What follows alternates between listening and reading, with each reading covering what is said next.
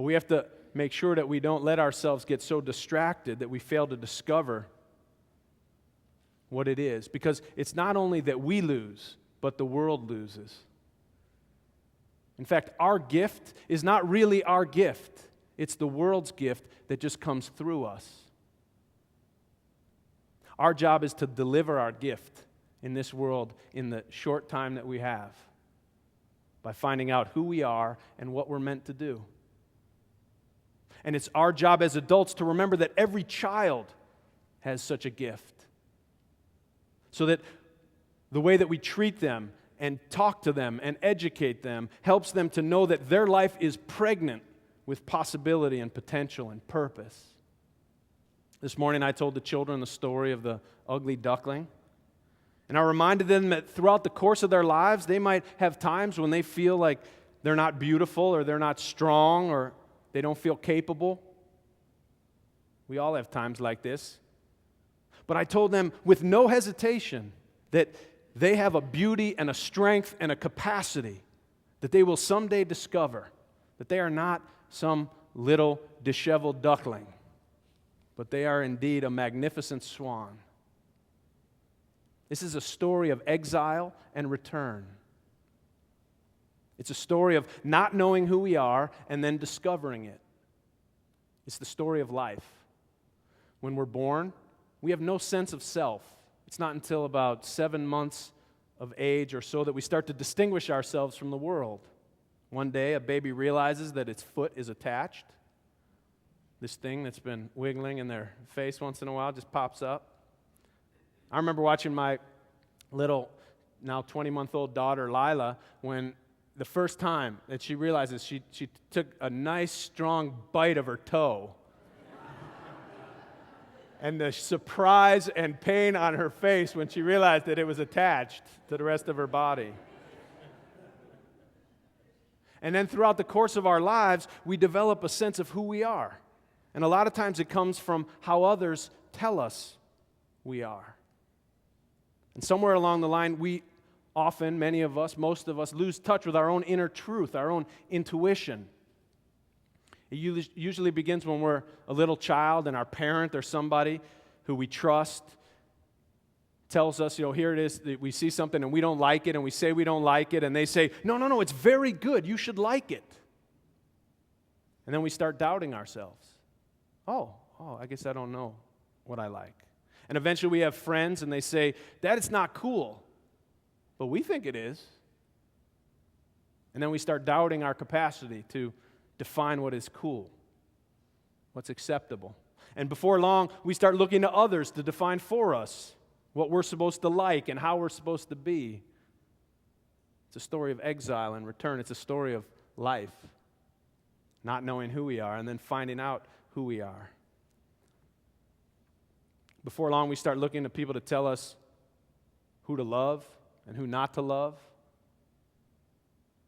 See, we all have many voices in our heads trying to direct us. And often it's hard to distinguish which one is God's voice, which one is the voice of truth and authority that we should be listening to. You might hear your mother's cautious voice in your mind when you're having to make an important decision. Now, honey, you shouldn't do that. People in our family don't do things like that. Or you might hear your great Aunt Betty's voice prompting you, just do it. You only live once. Enjoy yourself while you can. Or the voice of that teacher who made you feel like a failure, or that first lover who broke your heart and made you feel like you were incapable of love, or the demonic voice of your addictions saying, just come to me, honey, I'll make it all feel better. Or the cynical voice of your past hurts saying, remember how you felt that one time when you tried it and you failed? Play it safe. Don't make that mistake again. Or that part of yourself that hates authority. I'm not listening to anyone. I don't care who they are. I don't care what they say. I don't care how true it sounds. And then there are all those voices outside of us telling us what to do and who to be. There's that sexy lady on the shampoo commercials who says that your hair has to flow and glow like hers does if you want to be attractive. Something that a guy in my condition takes kind of personally. We all have multiple voices in our heads when it comes to making decisions, and it can be hard to distinguish God's voice, the voice of truth, that inner voice of authority in the midst of all the noise and all the activity. It can be hard to hear our deep truth, the truth that because we know it's true, because we can feel it in our bones,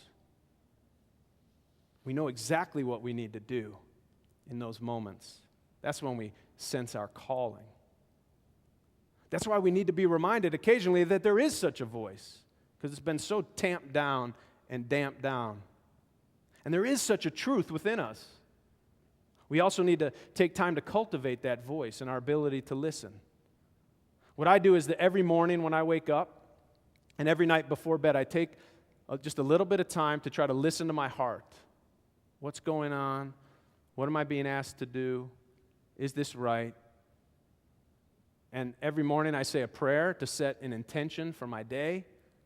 And at night when I go to bed is when I say prayers for the people in my life who I've told I'm going to pray for, or who I'm feeling the need to pray for.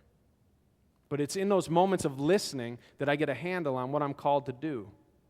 Now, if you've been coming to this church for a while, you've probably heard me say many times what my sense of calling is and why I stand here and why I come here and devote my life to the ministry of this church.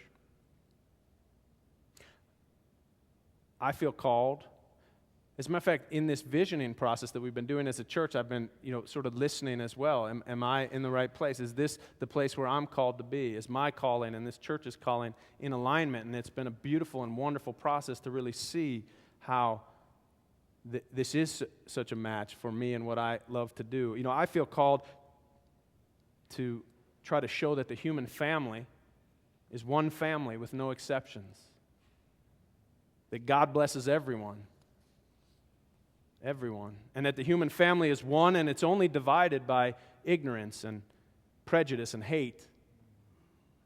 And that we're all just sisters and brothers from different mothers.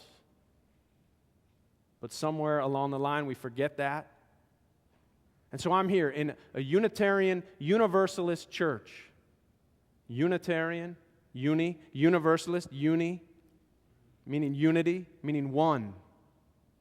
This church is founded on that idea, that there is really only one God and one human family. The Unitarians teach us that we all come from one source. The Universalists teach us that we all share one ultimate destiny. It's only in this world and in this life that we're confused about our essential unity as a people, as one family in spirit and in flesh. And so, you see, this church and my calling are perfectly matched, because here every week we celebrate the oneness of God and humankind. We bring together people of many backgrounds and perspectives and theologies, political persuasions and sexual orientations and generations, cultures, colors, and commitments. And in this 1 hour of worship, we set aside all the things that might divide us, and we celebrate as one.